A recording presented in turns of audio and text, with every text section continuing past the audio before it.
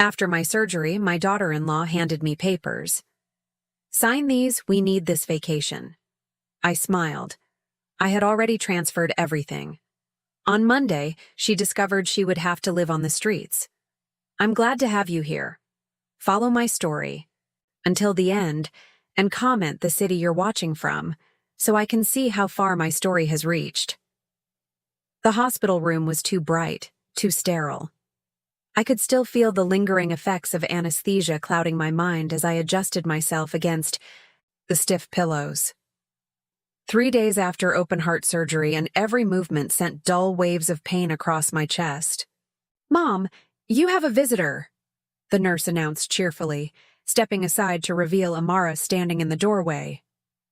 My daughter-in-law's perfectly manicured nails clutched her designer purse as she plastered on that familiar smile, the one that never quite reached her eyes. In the 7 years since Keith had married her, I'd grown accustomed to that smile. Cold, calculating. "Velma, look at you, sitting up already." Amara's voice was honey-sweet as she glided into the room, expensive perfume drowning out the antiseptic smell.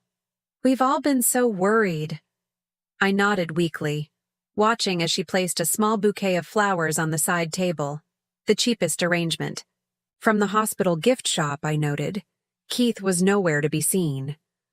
"Where's my son?" I asked, my voice still raspy from the breathing tube they'd removed yesterday. "Oh, he's swamped at work. You know how it is." Amara waved dismissively, settling herself into the visitor's chair. "But he sends his love." I doubted that. Keith hadn't visited once since my surgery. The son who once called me every day now seemed to exist only in Amara's carefully crafted excuses. "I actually brought something that needs your attention," Amara continued, pulling out a manila envelope from her purse. "Just some papers that need signing." "Papers?" I questioned, eyeing the envelope with suspicion. "Nothing major," she assured me, her smile tightening. "Keith and I are planning a family vacation to Hawaii, and we need to secure the financing. The bank needs your signature since you're still listed as a co-owner on some accounts." She opened the envelope and spread several documents across my lap, pointing to highlighted signature lines. "Just sign here, here, and here. It's mostly formalities." My hand trembled slightly as I reached for the pen she offered, but it wasn't from weakness. It was anger. Did she really think I wouldn't notice what these papers actually were? Transfer of property deeds. Power of attorney. Documents that would effectively sign over my house, my home of 45 years, directly to them. "Hawaii sounds lovely," I said quietly, looking down at the papers. "When are you planning to go?" "Next month," Amara replied quickly, her eyes fixed on the pen in my hand. "We thought it would be good to get away after everything." Her gaze flicked meaningfully to my surgical scar, partially visible above my hospital gown. I nodded slowly, as if considering. "And Keith approved all this?" "Of course," she said, a flash of irritation crossing her face before she composed herself. "He's the one who suggested I bring these by. Said you wouldn't mind signing." I bet he did. My son, who once had such a kind heart, now reduced to sending his wife to trick his ailing mother. I felt a heaviness that had nothing to do with my recent surgery. I looked down at the papers again, then slowly signed each one, my signature shaky but legible. With each stroke of the pen, I watched Amara's smile grow wider, more genuine in its greed. "Thank you, Velma," she said, quickly gathering the papers and sliding them back into the envelope. "This means so much to us. I'll make sure the bank processes everything right away." I just smiled. A small, knowing smile that Amara mistook for the tired expression of an old woman who didn't understand what she'd just done. "You get some rest now," Amara said, patting my hand condescendingly. "I'll tell Keith you're doing well." As she strutted out of the room, clutching her precious envelope, I leaned back against the pillows and closed my eyes. If only she knew. If only she knew that 3 months ago, I had already transferred ownership of my house into a protected trust. If only she knew that the accounts she thought she was gaining access to had been emptied and closed weeks earlier. If only she knew that the papers she was so eager to file would lead to nothing but embarrassment and the harsh reality that she and Keith would soon have nowhere to live. I wasn't a fool. I'd seen the way they looked at my house when they thought I wasn't watching. I'd overheard their whispered conversations about when Mom's gone and what we'll do with her things. I'd noticed how they'd stopped bringing my grandchildren to visit unless they wanted something. The pain in my chest sharpened, but it wasn't from my surgery. It was the pain of betrayal. The pain of realizing that my own son, the little boy I'd raised alone after his father died, the child I'd sacrificed everything for, had become someone I no longer recognized, but I wasn't going to let them win. Not this time. Monday would come soon enough. And with it, Amara would discover exactly what happens when you underestimate a 70-year-old woman who's had enough. I closed my eyes, letting the quiet beeping of the heart monitor lull me into a restless sleep, dreaming of the look on Amara's face when her house of cards finally collapsed. When did my son change? That question haunted me as I lay in the hospital bed, counting the hours until Monday when Amara would learn the truth. I couldn't pinpoint the exact moment Keith transformed from the caring boy I raised into a stranger who would send his wife to trick his own mother while recovering from heart surgery. I closed my eyes, drifting back through memories like turning pages of a worn photo album. Keith had been such a sweet child, always bringing me dandelions clutched in his small fist, his face beaming with pride as if he'd found treasure. Those dandelions meant more to me than any expensive bouquet Amara could ever bring. Robert, my husband, died when Keith was only 8. A sudden heart attack, the same condition that had recently landed me in this hospital bed. Life has a cruel sense of irony. After Robert's death, it was just Keith and me against the world. I worked 2 jobs, receptionist during the day and waitressing at night, just to keep our modest house and put food on the table. "Mom, you don't have to work so hard," Keith had said one night when he was 15, finding me crying at the kitchen table over bills. "I can get a job after school." "Absolutely not," I'd insisted. "Your job is to study and get into college. That's what your father would have wanted." And Keith had done just that. He'd earned a scholarship to the state university, becoming the first in our family to graduate college. I'd worked extra shifts for months to buy him a decent suit for job interviews. The day he landed his first position at an accounting firm, I couldn't have been prouder. "This is just the beginning, Mom," he'd promised, hugging me tight. "Someday, I'll take care of you the way you've always taken care of me." For a few years he did. Sunday dinners at my house, phone calls just to check in, help with yard work and home repairs. Keith was everything a mother could hope for in a son. Then he met Amara. I remember the first time he brought her home. Her critical eyes had scanned my modest living room, lingering on the worn furniture and outdated decor. I'd spent hours cleaning, cooking Keith's favorite pot roast, wanting to make a good impression. "Quaint," she'd said, the word dripping with condescension as she picked at her food. Keith didn't seem to notice. He was too enchanted by her beauty, her confidence, her ambition. And perhaps that's what attracted him. Amara knew exactly what she wanted and how to get it. After a lifetime of struggling, maybe Keith saw her as his ticket to the life he thought he deserved. They married quickly, a lavish ceremony I could barely afford to contribute to. Amara's parents paid for most of it, a fact she never let me forget. The wedding was all about appearances, expensive flower arrangements, gourmet food I couldn't pronounce, and a guest list full of people I'd never met. "Mom, could you wear something a little more modern?" Keith had asked a week before the wedding, clearly uncomfortable. Amara thinks that dress you showed her looks a bit outdated. It was the first time I recognized that shadow crossing his face. Embarrassment.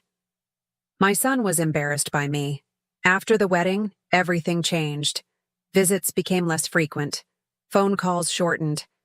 When they did come over, Amara would make subtle comments about my house. This neighborhood has really gone downhill, hasn't it? Have you ever thought about updating your kitchen? Those cabinets are so retro. Keith and I saw the most gorgeous retirement communities on our drive here. Perfect for someone in your situation. Each comment was a tiny cut, barely noticeable at first. But they accumulated, leaving scars on my heart. Keith never defended me. Instead, he began echoing her sentiments, as if my home, the home where I'd raised him, where we'd built memories after his father died, was suddenly inadequate. 3. Years into their marriage, Keith and Amara hit financial troubles. They'd overextended themselves with a mortgage they couldn't afford, trying to keep up with friends in more prestigious neighborhoods. "It's just a temporary loan, Mom," Keith had assured me when they asked to borrow $30,000 from my modest savings. Money I'd set aside for potential medical expenses in my old age. "We'll pay you back with interest." I gave them the money. They never repaid a cent. Then came the grandchildren, twin boys who rarely visited. When they did, Amara hovered nervously, as if my modest home might somehow contaminate them. "Don't touch that, Hunter. We don't know when it was last cleaned," she'd say, loud enough for me to hear from the kitchen. The final change in Keith came last year, when I overheard a conversation not meant for my ears. I'd stepped outside to water my garden while they were visiting, and their voices drifted through the open window. "How much longer do you think she'll be able to live here alone?" Amara had asked. "I don't know," Keith replied. "Her health isn't great. Maybe another year or two. This house would sell for a good price, even with the outdated interior. We could finally upgrade to that neighborhood near the Mitchells. Mom would never sell. She's too attached to this place. She might not have a choice if her health declines. As her only son, you'd have power of attorney. We could make decisions in her best interest." There was a pause, a moment where the son I raised could have defended me, could have shut down this conversation about effectively taking my home. Instead, he said, "You're right. We should talk to a lawyer about our options." That night, after they left, I sat alone in my living room, surrounded by decades of memories, and cried for the first time since Robert's funeral.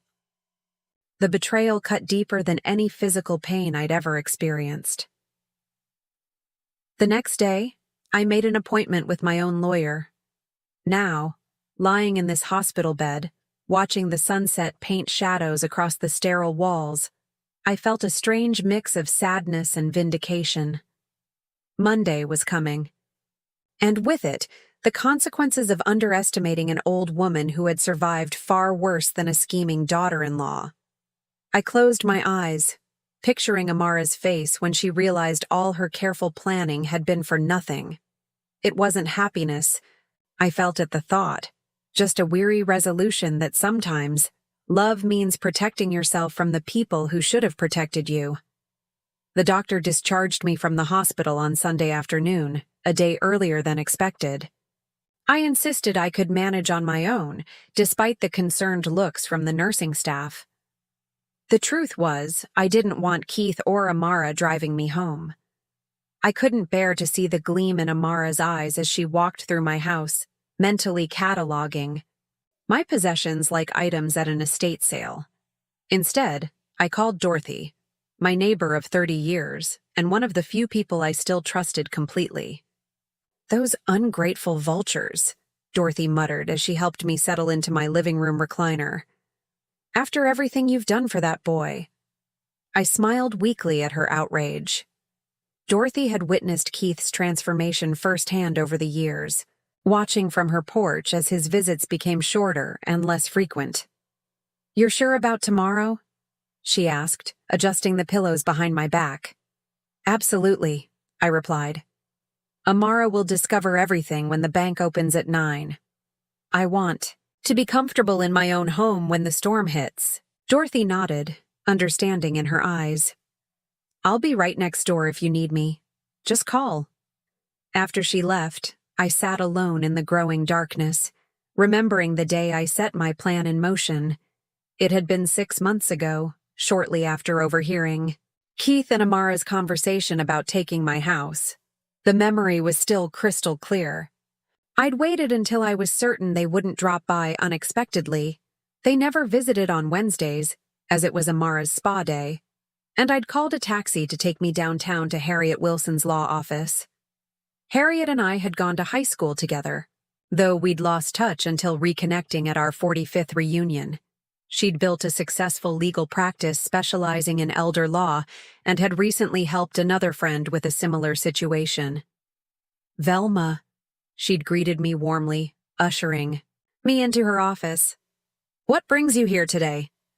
I'd taken a deep breath and told her everything.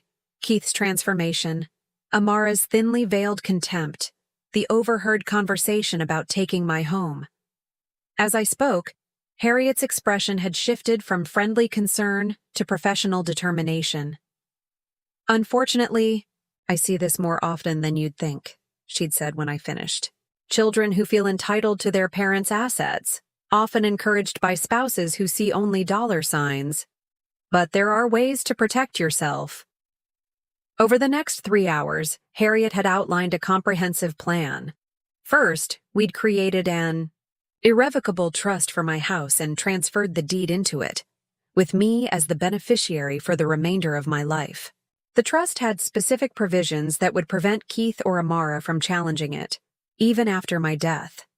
Next, we'd closed my joint accounts with Keith, accounts I'd opened years ago to give him access in case of emergency, and transferred the funds to new accounts at a different bank, ones that only I could access. What about the papers? I'd asked. What if they try to get me to sign something? Harriet had smiled, a knowing glint in her eye. Let them try. Any document you sign transferring assets that are now in the trust would be legally invalid. The trust is already the legal owner, not you personally anymore. It had been oddly liberating, signing those papers and knowing my home was finally protected. For the first time in years, I felt like I was taking back control of my life. One more thing, Harriet had added as we wrapped up. You should prepare for their reaction. They won't take this well. I'd nodded, a strange calm settling over me. I know. But I've spent my entire life protecting Keith. Maybe it's time I protected myself instead. In the months that followed, I'd maintained the illusion that nothing had changed. I still hosted the occasional family dinner, still listened to Amara's subtle digs about my outdated home, still endured Keith's increasingly transparent questions about my finances. Have you thought about what you'll do with this big house in the future, Mom? He'd asked during their last visit before my surgery. I'm doing just fine here, I'd replied, watching disappointment flicker across his face. But it must be so much work, Amara had chimed in. Wouldn't it be easier to move somewhere smaller? We could help you look. I'd simply smiled and changed the subject, knowing they were growing impatient. Perhaps that's why they'd seen my heart. Surgery as the perfect opportunity, a vulnerable moment when I might not read what I was signing. Now, sitting in my living room as the sunset cast long shadows across the floor, I felt strangely peaceful. Tomorrow would bring chaos, but tonight I had the satisfaction of knowing I'd outmaneuvered them at their own game. My phone rang, interrupting my thoughts. Keith's name flashed on the screen. Mom? His voice sounded surprised when I answered. You're home? Why didn't you call us to pick you up? Dorothy helped me, I replied simply. You should have called. We would have been happy to drive you. I almost laughed at the false concern in his voice. It's fine, Keith. I'm settled in now. Well, Amara and I will stop by tomorrow morning to check on you, he said, She has some paperwork to drop off at the bank anyway, so we'll be in the area. Of course they would. They wouldn't want to miss watching me struggle up the stairs, using it as further evidence that I couldn't manage on my own anymore. That would be lovely, I lied. I'll see you both tomorrow. As I hung up, I couldn't help but smile. They had no idea what awaited them in the morning. Amara would go to the bank, expecting to file those papers I'd signed, only to discover that there was nothing to transfer, nothing to claim, nothing to steal. I made myself a cup of tea and settled deeper into my recliner, mentally preparing for tomorrow's confrontation. For the first time in years, I felt not like a victim, but like a woman who had finally reclaimed her power. The house was quiet, except for the ticking of the grandfather clock that had belonged to Robert. I imagined him watching over me, perhaps, with a smile of approval. He'd always told me I was stronger than I gave myself credit for. Tomorrow, everyone would find out just how right he had been. Monday morning arrived with golden sunlight streaming through my kitchen windows. Despite the lingering pain from my surgery, I'd risen early, determined to face the day on my own terms. I'd made myself a light breakfast, taken my medication, and settled in my favorite armchair in the living room with a book I'd been meaning to read for months. The grandfather clock in the hallway had just chimed 9 when I heard a car door slam outside, right on schedule. I took a deep breath, mentally bracing myself for what was about to unfold. The doorbell rang, followed immediately by the sound of a key in the lock. They didn't even wait for me to answer. "Mom?" Keith called out, his voice echoing through the entryway. "Where are you?" "In the living room," I replied calmly, not bothering to get up. Keith appeared in the doorway, looking immaculate in his business suit. Amara trailed behind him, dressed as if she were heading to a fashion show rather than visiting her mother-in-law. Her face wore that practiced smile I'd grown to despise. "How are you feeling?" Keith asked, bending down to kiss my cheek. The gesture felt hollow, performative. "As well as can be expected after open-heart surgery," I replied. "You really should have called us to bring you home," Amara said, setting her designer purse on the coffee table. "Keith was quite upset when he found out you'd been discharged. I highly doubted that." Dorothy was happy to help. Keith glanced at his watch. "Listen, Mom, Amara needs to run to the bank to file those papers you signed. I thought I'd stay here and help you out for a bit." How convenient. He would keep me distracted while Amara handled the paperwork. I wondered if they'd already started planning how to redecorate my home. "That's fine," I said. "Amara, there's fresh coffee in the kitchen if you'd like some before you go." Amara's smile tightened. "Actually, I should get to the bank before it gets busy. I won't be long." She gave Keith a meaningful look before heading out. I heard the front door close behind her, and then it was just Keith and me. "Can I get you anything, Mom?" he asked, hovering awkwardly. "Tea? More pillows?" "I'm fine, Keith," I said, studying the face of the man who had once been my sweet boy. "Why don't you sit down? We haven't had a real conversation in quite some time." He settled uncomfortably on the edge of the sofa. "The doctor said your surgery went well. No complications?" "None," I confirmed. "I should make a full recovery." "That's great news." He smiled, but it didn't reach his eyes. "We were worried." "Were you?" I asked quietly. Keith shifted, clearly caught off guard by my direct question. "Of course we were. You're my mother." I let the silence stretch between us, watching him grow increasingly uncomfortable. In the past, I would have rushed to fill the void, to make things easier for him. Not today. "So," he finally said, "have you thought about what we discussed before? Your surgery? About possibly downsizing? This house is a lot for you to manage." And there it was. Not even 15 minutes after arriving, and he was already circling back to their plan. Actually, I began, but was interrupted by the sound of the front door flying open. Amara stormed into the living room, her face flushed with anger. "What did you do?" she demanded, glaring at me. Keith stood up, confused. "Amara, what's wrong?" "Ask your mother," she spat, throwing her purse onto the sofa. "Go ahead, Velma. Tell him what the bank just told me." I set my book aside and met her furious gaze calmly. "I assume they informed you that the house is no longer in my name." Keith's expression shifted from confusion to alarm. "What? What does that mean?" "It means," I explained, keeping my voice steady, "that 6 months ago, I transferred ownership of this house into an irrevocable trust. The papers Amara had me sign in the hospital are worthless." "You tricked us?" Amara's voice rose to a near shriek. "No, Amara. You tried to trick me. I merely protected myself." Keith's face had gone pale. "Mom, what are you talking about?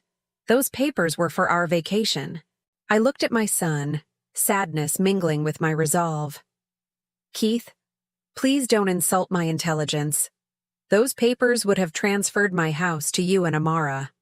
I'm recovering from surgery, not suffering from dementia." "This is ridiculous," Amara hissed. "You can't just—" "I can, and I did," I cut her off. "And that's not all. The joint accounts you had access to have been closed. Everything has been moved to new accounts that only I can access." Amara turned to Keith, her eyes wild. "Did you know about this? Did you?" "Of course not." Keith ran a hand through his hair, looking increasingly desperate. "Mom, you need to undo this. We're family. This isn't right." "Family?" I repeated, feeling a lifetime of pain in that single word. "Is that what we are? Because from where I'm sitting, it looks more like you and Amara have been waiting for the right moment to take everything I've worked for." "That's not true," Keith protested weakly. "I heard you," I said quietly. "Last year through the open window. I heard you discussing with Amara how you could get power of attorney over me and force me to sell my house." Keith's face crumpled, the guilt written clearly across his features. He couldn't deny it. "You had no right." Amara's voice had taken on a dangerous edge. "We've been planning for years." "Amara, stop," Keith warned, too late. "Planning what exactly?" I asked, though I already knew the answer. Amara's mask had completely slipped now, revealing the cold, calculating woman beneath. "This house is wasted on you. Do you know what we could get for it in this market? But no, you've been sitting here alone, taking up all this space, while Keith and I have been struggling with our mortgage." "Struggling?" I raised an eyebrow. "Is that what you call it when you take luxury vacations 3 times a year? When you drive a car that costs more than most people make in a year? When you remodel your kitchen because the 2-year-old appliances weren't trendy enough anymore?" Keith sank back onto the sofa, head in his hands. "Mom, please, we can work this out." "There's nothing to work out," I said firmly. "The trust is irrevocable. No one can touch this house but me." Amara grabbed her purse, hands shaking with rage. "This isn't over. We'll fight this. We'll get lawyers involved." "Feel free," I replied calmly. "Harriet Wilson. You remember her from my high school reunion, Keith? She made sure everything was legally airtight. But by all means, waste your money on lawyers." "You'll regret this," Amara threatened, moving toward the door. "Keith, we're leaving." Keith hesitated, torn between his wife's fury and the realization of what they'd been caught trying to do. "Keith!" Amara snapped. He stood slowly, looking at me with a mixture of shame and anger. "We just wanted to help you, Mom. You're twisting everything." The disappointment I felt was bone deep. Even now, caught red-handed, he couldn't admit the truth. "I think you should go," I said quietly. "This isn't over," Amara called over her shoulder as she stormed out. Keith lingered for a moment longer. "Mom!" "Just go, Keith," I said, suddenly feeling every one of my 70 years. I'm tired. After they left, the house fell silent again. I should have felt triumphant. Instead, I felt a profound sadness. I had protected my home, but I had lost my son in the process. Or perhaps, if I was being honest with myself, I had lost him long ago. The days following Keith and Amara's dramatic exit were eerily quiet. I expected angry phone calls, threatening legal letters, perhaps even another unannounced visit. Instead, silence descended like a heavy blanket, wrapping around my house and leaving me alone with my thoughts. Dorothy checked in daily, bringing soup and company. "Heard anything?" she'd ask, trying to sound casual. "Not a word," I'd reply. Equally casual, though we both knew the silence wasn't peace. It was the calm before a storm. That storm arrived on Thursday afternoon, almost a week after the confrontation. I was tending to my garden, finding comfort in the simple act of pulling weeds and pruning roses, when a car I didn't recognize pulled into my driveway. A woman in a crisp business suit emerged, carrying a leather portfolio. "Mrs. Velma Harrington?" she called as she approached. I straightened up slowly, mindful of my healing chest. "Yes?" "I'm Jessica Moore from Lawson & Associates." She extended a business card. "I represent your son and his wife in a legal matter concerning your property." Of course. They'd found a lawyer willing to take their money, just as Amara had threatened. "I'm recovering from heart surgery," I said calmly. "If you have legal documents, you can leave them with me and I'll have my attorney review them." Jessica seemed taken aback by my composure. Perhaps she'd expected a frightened old woman, intimidated by legal jargon and official letterhead. "Mrs. Harrington, this is a serious matter. Your son believes you've made these decisions under duress, or perhaps with diminished capacity. We're prepared to petition for a competency hearing if necessary." A flare of anger rose in my chest. Diminished capacity? I'd like to see them try to prove that. "Ms. Moore," I said, my voice steady despite my racing heart. "I have all my faculties intact. My attorney has extensive documentation of my mental competence, including evaluations from my doctors. Now, if you have papers to serve, please leave them. Otherwise, I need to finish my gardening." She hesitated, clearly unprepared for such resistance. Finally, she handed me a thick envelope. "Your son cares about you, Mrs. Harrington. He's concerned about your well-being." I accepted the envelope with soil-stained hands. "Is he? Then he has an interesting way of showing it." After she left, I called Harriet immediately. "They're claiming diminished capacity?" Harriet sounded more annoyed than concerned after I explained the situation. "That's predictable but easily countered. We have your medical records, plus the documentation from Dr. Matthews, who specifically evaluated your competence before we created the trust. Don't worry, Velma. This is a desperate move that will backfire on them." She was right. 2 weeks later, I sat in Harriet's office as she explained that Lawson & Associates had withdrawn their petition after reviewing our counter-evidence. "What now?" I asked, feeling hollow despite the victory. Harriet leaned forward, her expression softening. "Now they'll likely try a different approach. People like Keith and Amara don't give up easily when money is involved." The different approach came in the form of family pressure. My phone began ringing with calls from relatives I barely spoke. To Keith's cousins, distant in-laws, even Robert's sister Mildred, whom I hadn't seen in years. "How could you do this to your own son?" Mildred demanded when I answered her call. "Keith told me everything. How you've turned against him. How you're punishing him for trying to help you. Did he tell you that he and Amara tried to trick me into signing away my house while I was recovering from surgery?" I asked quietly. "He said you misunderstood," Mildred countered. "He was just trying to protect your assets." From whom? Certainly not from himself and Amara. The conversation deteriorated from there, ending with Mildred declaring that Robert would be ashamed of me. That hurt more than I cared to admit. Similar calls followed. Keith had apparently been busy spinning his version of events to anyone who would listen, casting himself as the concerned son and me as the paranoid, ungrateful mother. Dorothy found me on my porch one evening, staring blankly at the sunset after a particularly difficult call from Robert's brother. "They're trying to isolate you," she observed, settling into the rocking chair beside mine.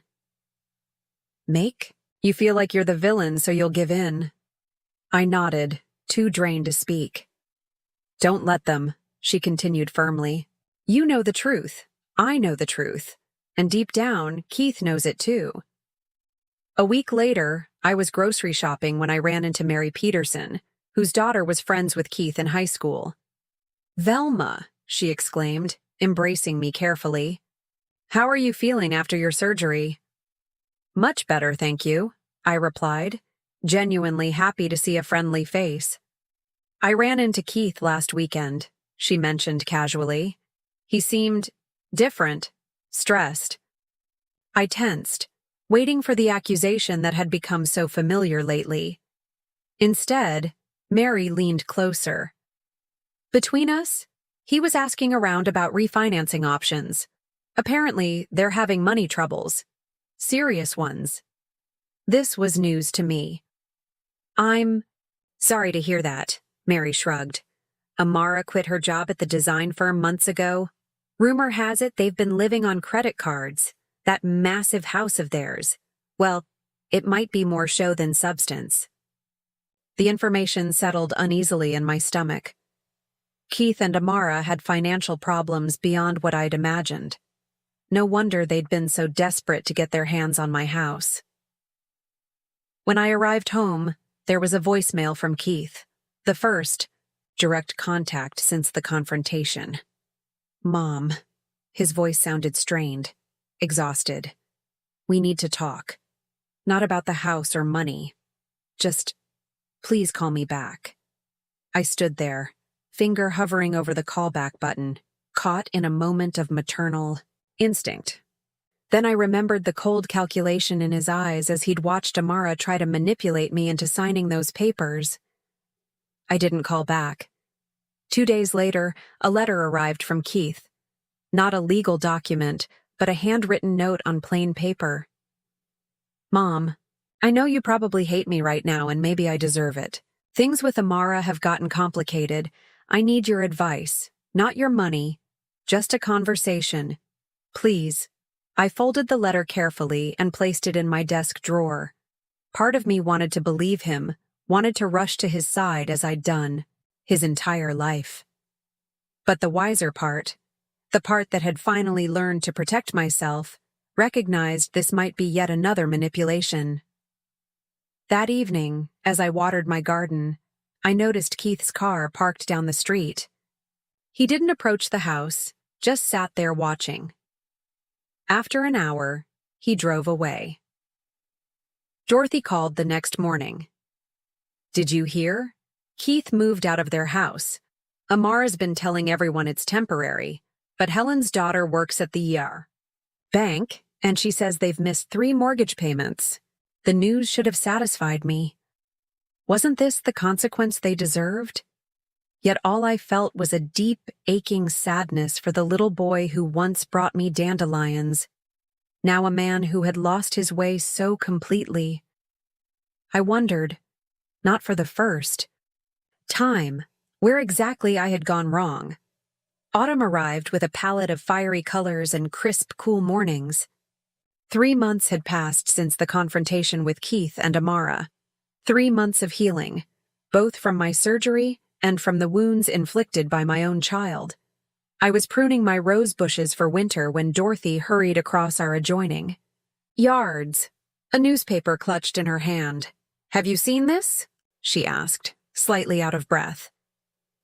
I set down my garden shears and accepted the paper she thrust toward me. The local real estate section was folded open to display a familiar property. Keith and Amara's sprawling colonial-style house, now listed. "For sale. Foreclosure," Dorothy explained. though I could see the bold red letters stamped across the listing. Helen says they couldn't work out a deal with the bank. Amara's moved in with her parents in Connecticut. I stared at the photo, taking in the manicured lawn and imposing facade that had always seemed designed to impress rather than welcome. How much of their lives had been sacrificed to maintain this illusion of success? And Keith? I asked, trying to keep my voice neutral. Dorothy hesitated. No one seems to know for sure. Rumor is he's staying at the Holiday Inn on Route 9. I folded the newspaper carefully and handed it back to her. Thank you for telling me. That night, I sat on my porch, watching the sunset, thoughts circling like autumn leaves in the wind. Despite everything, Keith was still my son, the boy I'd raised alone, the child I'd sacrificed everything for. Could I simply let him flounder? But there was another voice too, one that had grown stronger these past few months. It reminded me that love without boundaries isn't love at all. It's surrender. And I had surrendered for too long. The next morning, I made a decision. I wasn't going to reach out to Keith, but I wouldn't turn him away if he came to me first. It had to be his choice to acknowledge what he'd done, not another rescue from his mother. 2 weeks passed. The foreclosure sign appeared on Keith and Amara's lawn. Neighbors whispered. My phone remained silent. Then, on a Saturday afternoon, as I was baking bread, a hobby I'd rediscovered since my recovery, there was a knock at my door. Not the entitled entry with a key that I'd grown accustomed to, but a hesitant, almost timid knock. I wiped my flour-covered hands on my apron and opened the door to find Keith standing on my porch. He looked different, thinner, with dark circles under his eyes and clothes that hadn't been ironed. The polished veneer Amara had cultivated was gone, leaving behind a man who looked startlingly like his father in our hardest years. Mom, he said simply. I didn't rush to embrace him. I didn't invite him in immediately. I simply stood there, taking in the sight of my son, truly seeing him, perhaps for the first time in years. May I come in? He finally asked, his voice ragged. I stepped aside, allowing him to enter the home he'd once tried to take from me. He moved awkwardly through the familiar space, finally settling on the edge of the sofa, just as he had that fateful day months ago. Would you like some tea? I offered, maintaining a calm I didn't entirely feel. Please, he nodded, looking relieved at the simple normalcy of the question. In the kitchen, I focused on the ritual of tea making, warming the pot, measuring the leaves, arranging cookies on a plate. When I returned, Keith was staring at a family photo on the mantel, taken on his high school graduation day. I was happy then, he said quietly as I set the tea tray down. We both were. Yes, I agreed, pouring 2 cups. We were. A silence stretched between us, filled with unspoken words and years of complication. Finally, Keith took a deep breath. I'm sorry, Mom, he said, looking directly at me. Not just for the papers and the trust and everything that happened after your surgery, for all of it, for who I became. I sat very still, weighing his words, searching for manipulation or desperation. I found only exhaustion and what seemed like genuine remorse. Amara left, he continued when I didn't immediately respond. After the foreclosure became final, said she didn't sign up for this. Packed her things and moved back to her parents' place. I heard, I said quietly. He laughed, a hollow sound. Of course you did. Small town. He ran a hand through his disheveled hair. I've been staying at the Holiday Inn. Lost my job last week. Apparently showing up late and looking like this. He gestured to his rumpled appearance. Isn't great for client relations. I'm sorry to hear that, I said, and meant it. Despite everything, I took no joy in my son's suffering. Don't be, he replied, surprising me. I needed this. All of it. He looked around the living room, taking in the modest furnishings that Amara had always sneered at. I lost myself, Mom, somewhere between wanting more and never being satisfied with what I had. I sipped my tea, letting him continue. The thing is, he said, voice dropping to almost a whisper, I don't know how to find my way back. For the first time since he arrived, I truly saw my Keith. Not the polished accountant Amara had molded, not the scheming son who'd tried to take my home, but the boy who'd once had a genuine heart. The way back starts with honesty, I said finally. Not just with me, but with yourself. He nodded slowly. I've had a lot of time to think lately, about who I've been, what I've done. He swallowed hard. About how I treated you. The worst part is, I knew it was wrong. Every step of the way, I knew. But I kept going. Why? I asked. The question I'd been holding inside for years. Because it was easier than standing up to Amara, than admitting we'd built a life we couldn't afford, than facing that I'd become someone I didn't respect. He set down his teacup with a shaky hand. I'm not asking for money, Mom. Or to move in. I needed you to know I understand what I did. That I'm sorry. Really sorry. In that moment, I made a choice, not from guilt or obligation, but from the quiet strength I'd found in these past months. The guest room is available, I said calmly. You can stay for 2 months. No rent, but you'll help with the house and yard, and you'll look for work every day. After 2 months, if you've found a job, we can discuss a reasonable rent while you get back on your feet. Keith looked stunned. Mom, you don't have to. I know I don't have to, I interrupted. I'm choosing to. But there are boundaries this time, Keith. Real ones. If you cross them, if you lie to me or try to manipulate me, you'll leave that day. No exceptions. He nodded slowly, understanding dawning in his eyes. Thank you. Don't thank me yet, I said with a small smile. Wait until you see the list of repairs I've been saving for the past year. A tentative smile crossed his face. Not the charming one he'd perfected for clients, but something more genuine, reminiscent of the boy he'd once been. That was 6 months ago. Today, as I celebrate my 71st birthday, my house is filled with real warmth for the first time in years. Keith, now working at a local accounting firm, has moved into his own apartment but comes for dinner twice a week. He's quieter than before, more thoughtful, still finding his way back to himself without Amara's influence. Dorothy and her husband are here, along with a small circle of friends I've reconnected with. Even Harriet came, bringing a bottle of expensive wine and legal jokes that make everyone groan. There's no sign of Amara. Last I heard, she'd remarried quickly, another man with a nice house and healthy bank account. I wish him better luck than my son had. As Keith brings out the cake he baked himself, lopsided but made with genuine effort, I look around at this gathering of people who truly care for me, not for what I own or what I can give them. Make a wish, Mom, Keith says as he lights the candles. I close my eyes, but I don't wish for anything. Everything I need is already here. A home that is truly mine. A son who is finding his way back to honesty. And the quiet strength I discovered in myself when I finally stood my ground. Some lessons come late in life. But as I open my eyes to the smiling faces around me, I know they're no less valuable for their timing. Now I'm curious about you who listened to my story. What would you do if you were in my place?